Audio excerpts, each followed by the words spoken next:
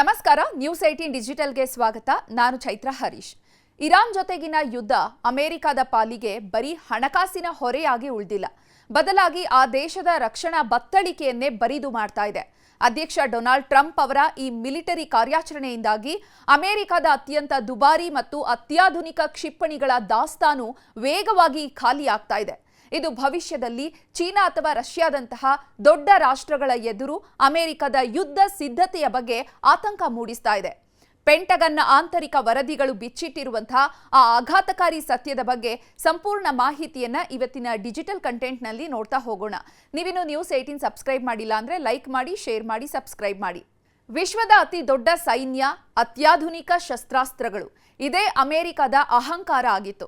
ಆದರೆ ಇರಾನ್ ವಿರುದ್ಧದ ಯುದ್ಧ ಈಗ ಅಮೆರಿಕಾಗೆ ತನ್ನ ಮಿತಿಗಳ ಅರಿವು ಮೂಡಿಸ್ತಾ ಇದೆ. ಫೆಬ್ರವರಿ ಅಂತ್ಯದಲ್ಲಿ ಶುರುವಾದಂತಹ ಈ ಸಂಘರ್ಷದಲ್ಲಿ ಅಮೆರಿಕದ ಸೈನ್ಯ ಎಷ್ಟು ಕ್ಷಿಪಣಿಗಳನ್ನ ಬಳಸ್ತಾ ಇದೆ ಅಂದ್ರೆ ವರ್ಷಕ್ಕೆ ಉತ್ಪಾದನೆಯಾಗುವಂತಹ ಶಸ್ತ್ರಾಸ್ತ್ರಗಳಿಂದ 10 ಪಟ್ಟು ಹೆಚ್ಚು ಸ್ಫೋಟಕಗಳು ಇರಾನ್ ನೆಲದ ಮೇಲೆ ಬೀಳ್ತಾ ಇವೆ. ಇದರಿಂದಾಗಿ ಅಮೆರಿಕದ ಶಸ್ತ್ರಾಸ್ತ್ರ ಖಾಲಿಯಾಗ್ತಾ ಇದೆ. ದೊಡ್ಡಣ್ಣನ ರಕ್ಷಣಾ ಕೋಟೆ ಬಿರುಕು ಬಿಟ್ಟಂತಾಗಿದೆ.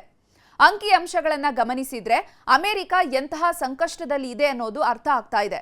ಚೀನಾ ವಿರುದ್ಧದ ಯುದ್ಧಕ್ಕಾಗಿ ಕಾಯ್ದಿರಿಸಿದ್ದ 1100ಕ್ಕೂ ಹೆಚ್ಚು JASSM-ER ಸ್ಟೆಲ್ತ್ ಕ್ಷಿಪಣಿಗಳನ್ನ ಈಗಾಗಲೇ ಬಳಸಲಾಗಿದೆ.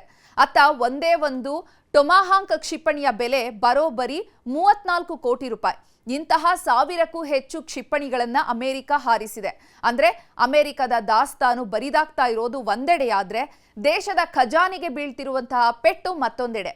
ಪೆಂಟಗನ್ ವರದಿಗಳ ಪ್ರಕಾರ ಪ್ರತಿದಿನ ಅಮೆರಿಕ ಈ ಯುದ್ಧಕ್ಕಾಗಿ ಸುಮಾರು 9,424 ಕೋಟಿ ರೂಪಾಯಿಯನ್ನ ಖರ್ಚು ಮಾಡ್ತಾ ಇದೆ. ಕೇವಲ 38 ದಿನಗಳ ಈ ಒಂದು ಕಾಳಗದಲ್ಲಿ 13,000ಕ್ಕೂ ಹೆಚ್ಚು ಗುರಿಗಳ ಮೇಲೆ ದಾಳಿಯನ್ನ ಮಾಡಲಾಗಿದೆ. ಅಷ್ಟೇ ಅಲ್ಲ, ತಾಂತ್ರಿಕ ರಹಸ್ಯಗಳು ಇರಾನ್ ಕೈ ಸೇರಬಹುದು ಅನ್ನುವಂತಹ ಭಯದಿಂದ ಅಮೆರಿಕ ತನ್ನದೇ ಆದಂತಹ 2 ಕಾರ್ಗೋ ವಿಮಾನ ಮತ್ತು 3 ಹೆಲಿಕಾಪ್ಟರ್ಗಳನ್ನ ತಾನೇ ಸ್ಫೋಟಿಸಿ ನಾಶಪಡಿಸಿಕೊಂಡಿದೆ. ಇದರ ಒಟ್ಟು ಮೌಲ್ಯ ಎಷ್ಟು ಗೊತ್ತಾ? ಸುಮಾರು 2,591 ಕೋಟಿ ರೂಪಾಯಿಗೂ ಅಧಿಕ. ಯುದ್ಧ ಇರಾನ್ ಜೊತೆ ನಡೀತಾ ಇದ್ರೂ ಕೂಡ ಇದರ ಪರಿಣಾಮ ಇಡೀ ವಿಶ್ವದ ಮೇಲೆ ಆಗ್ತಾ ಇದೆ. ಮಧ್ಯಪ್ರಾಚ್ಯದಲ್ಲಿ ಶಸ್ತ್ರಾಸ್ತ್ರಗಳ ಕೊರತೆಯಾದ ಕಾರಣ ದಕ್ಷಿಣ ಕೊರಿಯಾ ಮತ್ತು ಯುರೋಪ್ನಲ್ಲಿದ್ದಂತಹ ರಕ್ಷಣಾ ವ್ಯವಸ್ಥೆಗಳನ್ನ ಅಲ್ಲಿಂದ ಹಿಂಪಡೆದು ಇರಾನ್ ಗಡಿಗೆ ರವಾನಿಸಲಾಗ್ತಾ ಇದೆ.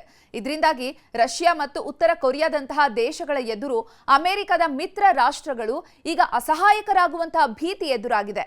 ಅಮೆರಿಕದ ನೌಕಾಪಡೆಯ ಅಡ್ಮಿರಲ್ ಅವರೇ ಹೇಳಿರುವಂತಹ ಪ್ರಕಾರ ಶಸ್ತ್ರಾಸ್ತ್ರಗಳ ದಾಸ್ತಾನಿಗೆ ಒಂದು ಮಿತಿ ಇದೆ, ಅದು ಈಗ ಮೀರುತ್ತಿದೆ. ಈಗ ಖಾಲಿ ಆಗ್ತಿರುವಂತಹ ಬತ್ತಳಿಕೆಯನ್ನ ಮತ್ತೆ ತುಂಬಿಸಬೇಕು ಅಂದ್ರೆ ಅಮೆರಿಕಾಗೆ ಅಷ್ಟು ಸುಲಭದ ಮಾತಲ್ಲ.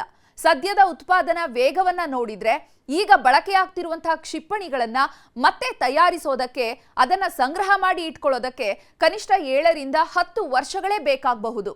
ಒಂದೆಡೆ ಹಣದ ಕೊರತೆ, ಇನ್ನೊಂದೆಡೆ ಉತ್ಪಾದನಾ ವಿಳಂಬ ಅಮೆರಿಕದ ಮಿಲಿಟರಿ ಶಕ್ತಿಯನ್ನ ಕುಂದಿಸ್ತಾ ಇದೆ.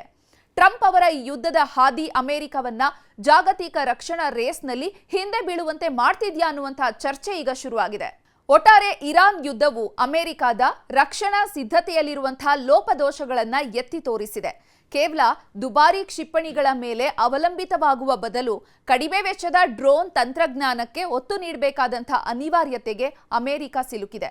ಈ ಯುದ್ಧ ಹೀಗೆ ಮುಂದುವರೆದ್ರೆ ಅಮೆರಿಕದ ಮಿಲಿಟರಿ ಶಕ್ತಿ ಕೇವಲ ಕಾಗದದ ಮೇಲೆ ಮಾತ್ರ ಉಳಿಯುವಂತಹ ಅಪಾಯವಿದೆ. ನಿರ್ಭೀತ, ನಿಷ್ಪಕ್ಷಪಾತ, ವಿಶ್ವಾಸಾರ್ಹ ಸುದ್ದಿಗಳಿಗೆ ಮತ್ತೊಂದು ಹೆಸರಾಗಿರುವ ನ್ಯೂಸ್ 18 ಕನ್ನಡ ಈಗ ಆಪ್ನಲ್ಲೂ ಲಭ್ಯವಿದೆ.